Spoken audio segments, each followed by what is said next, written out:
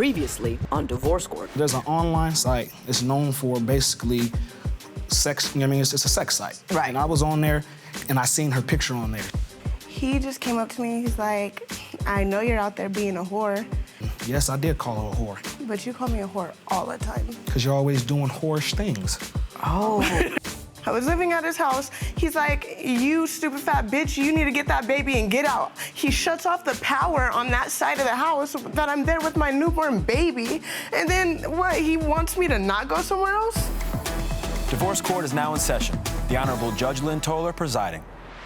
I'm here with Ms. Grimes and Mr. Frazier. We were talking about your relationship that has been an ups and downs that are huge, but you had one particular overwhelming tragedy about which I'd like to speak. It has to do with your first child together. Tell me what happened. Our son, Shanazar, he was born August 2nd. We were out with family. We had to get together that day at the park.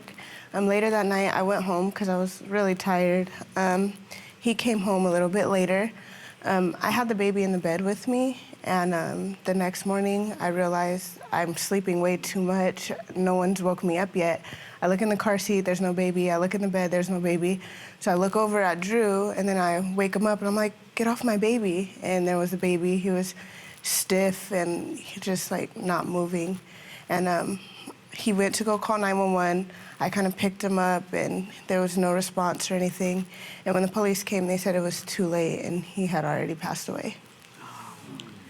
I cannot tell you how sorry I am. I mean, cannot tell you how sorry I am. Mr. Frazier, do you want to talk about it or don't you? Yeah, ever since then, like, our relationship hasn't really been the same. You know what I mean? It's been really difficult.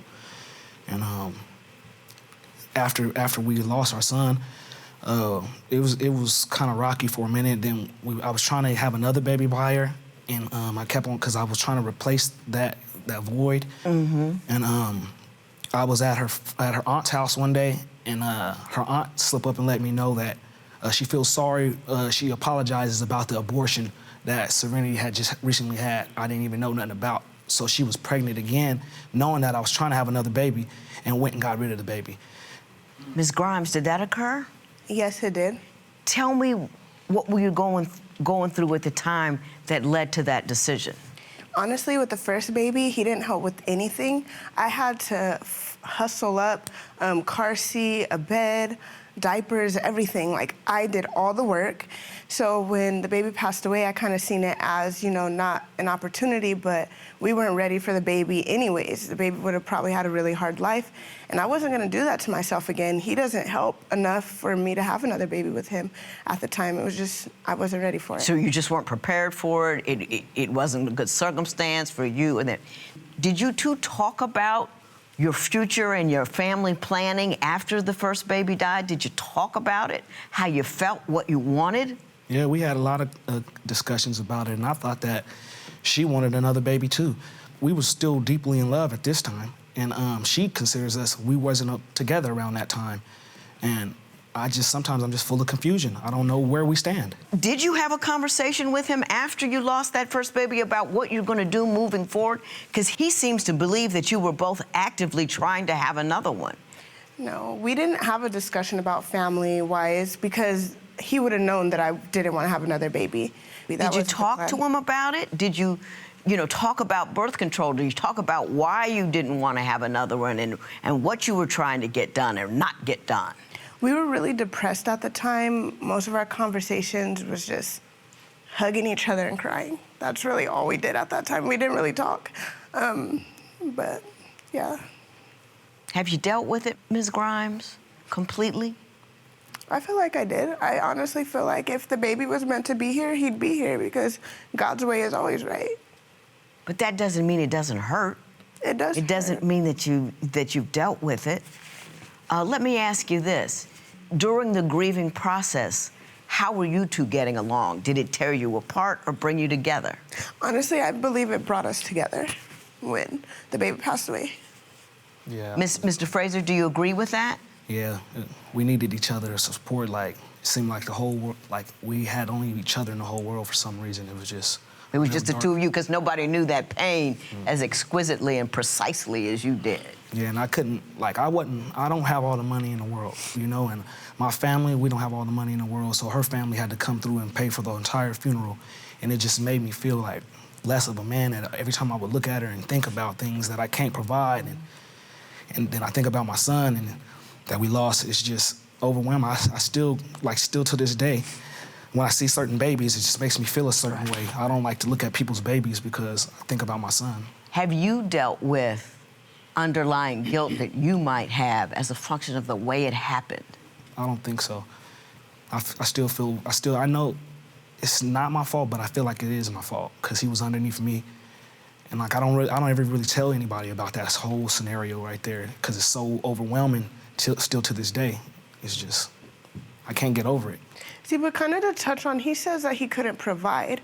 But the thing is, he can provide enough to buy him some weed and buy him some alcohol, but you couldn't put that same hustle into getting our baby some stuff?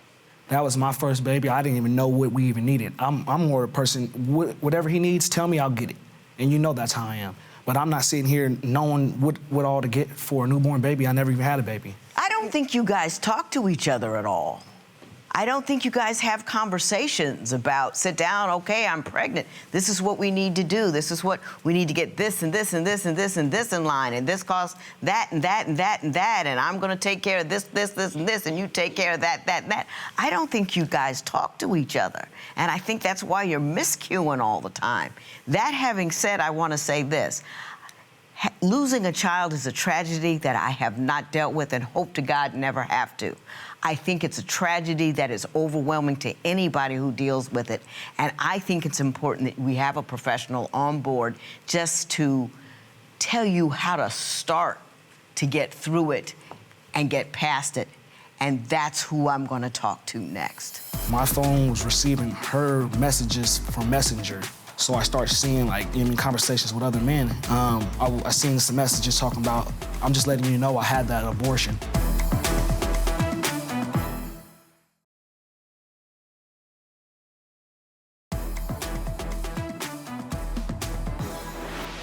As I've said, you have suffered a tremendous tragedy, a loss of a baby, and I wanted to bring somebody here to help you with that. Her name is Jennifer Hope. She is the owner of the Atlanta Family Counseling, and she's here to offer some insight on that. Ms. Hope, it's so very good to see you. Thank you.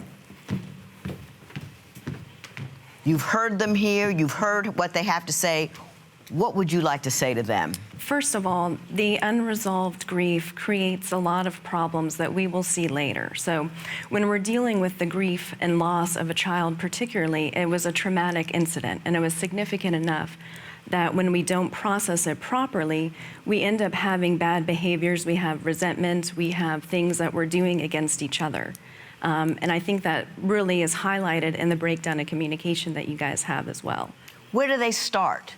Well, we start individually counseling. I think you need to process your own grief and loss individually and then come back together, because if one person is doing the work and the other person isn't, there's no way for that relationship to work. How often does a loss like that end a relationship?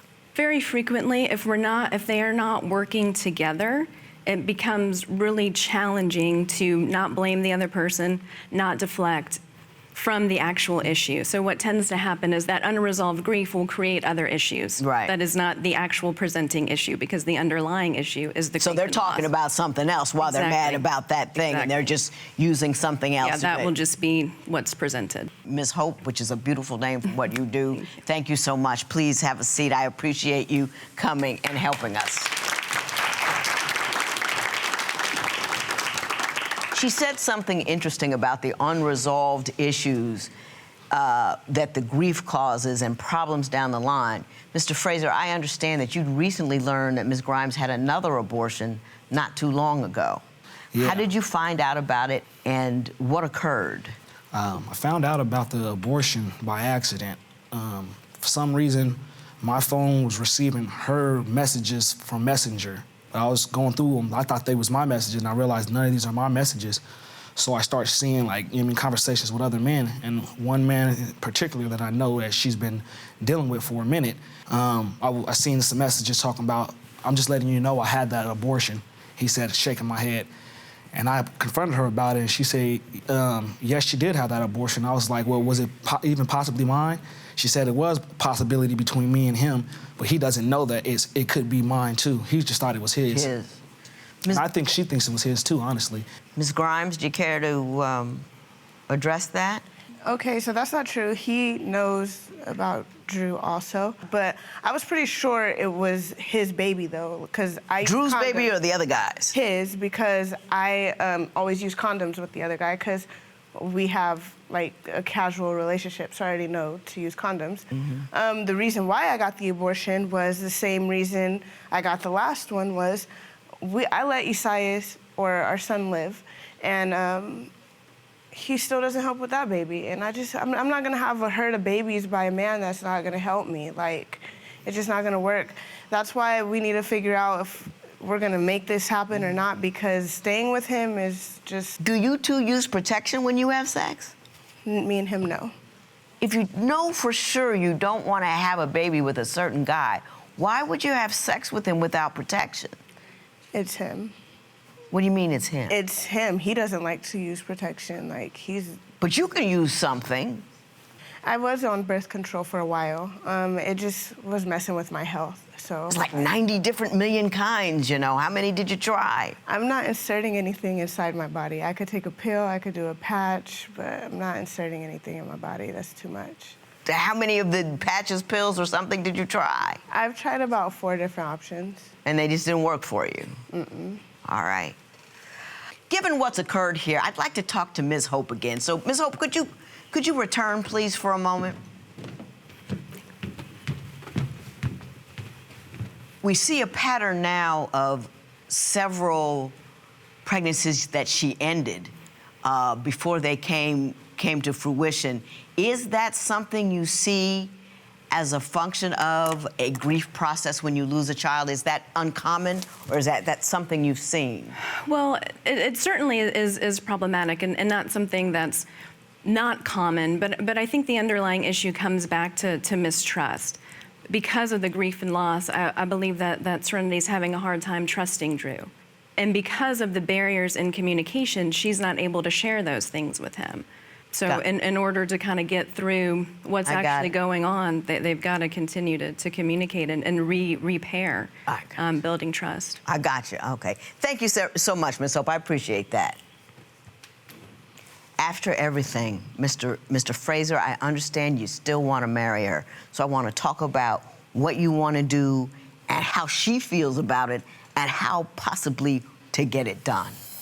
His verbal abuse is too much. I've always been overweight, but I never seen it until I was with him.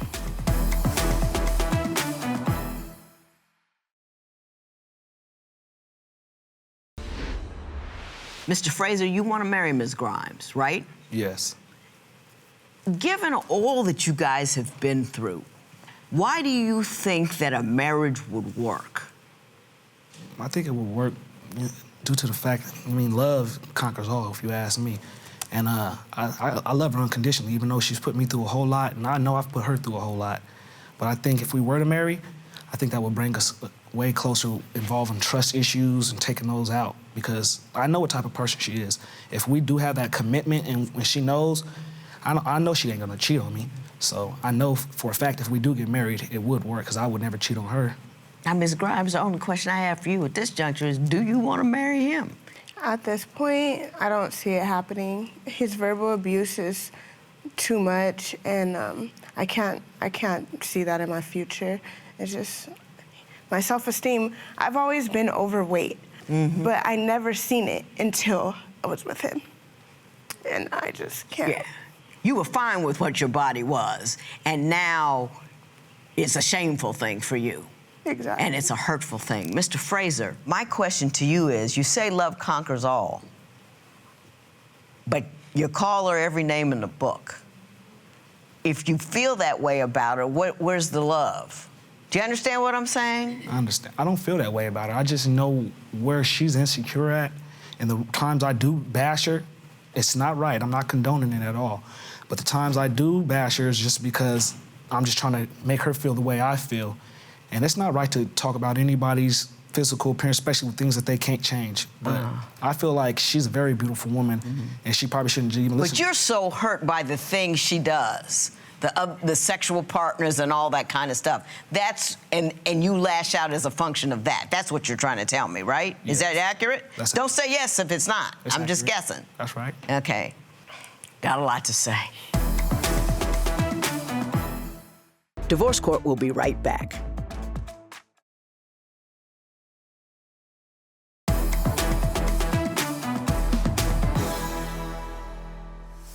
You two have absolutely, positively no business getting married, at least not now. I think he loves you forever and for always. I think he says those things to you because his masculinity and ego is hurt by the things that you do and the way that you live your life. That is no way to handle that. And it's not okay to make a person feel small. You work with them, we work through things, but you don't call them names. Having said that, I understand you love her to the moon and back. But I don't think you understand her. And I don't think you understand him. You two don't talk to one another. You two have absolutely no idea how to have a conversation. I don't think you know how to, I think you do whatever makes you feel fine in the moment. You're always self-soothing, so you're out doing these things with these different guys, and you don't use birth control, and we're really not together, and I'm home with him because it's convenient. But I don't think you've ever really sat down and thought about it and planned out what you want, why you want it, and what you're doing, and where you're headed. And I think you're deeply and terribly and meaningfully hurt. And I don't think it was just him. I think something else is going on there, and I don't know what it is, and I don't know where it is, but I think you should go see somebody and figure that out. I can't get mad at you, but you two were never on the same page. Never, ever, ever on the same page. Do you understand what I'm saying? She thought you were never together when you thought you were together the whole time. You know, you didn't talk about, I thought we were both trying to have a baby. She wasn't even thinking about it, didn't want it. You didn't know she thought that you weren't a very good father and that she felt unsupported. Do you know what I'm saying? A conversation is necessary. All the love in the world is not going to fix the absence of understanding, and understanding is what we need here. I wish you both all the best. I think you both need to go into counseling to deal with your grief, your guilt, and whatever underlying issues you have about your esteem and your ego. And then after you do that, you should go into couples counseling, not in an effort to get married, but in an effort to make sure that you can co-parent effectively and meaningfully. And then and only then, and that's a couple of years down the road, if you still have feelings for one another, pursue marriage at that time. But both of you need to fix you before you two can ever become an us. I wish you both all the luck in the world. This matter is adjourned. So are you done with this relationship, or are you willing to give Drew a chance to make this work? Honestly, if he changes his ways, I might give it a chance, but at this point, I'm pretty checked out and done. I feel like we do need some counseling. I feel like we do need a little bit of time to work, but I do feel like there is a possibility that we can make this work.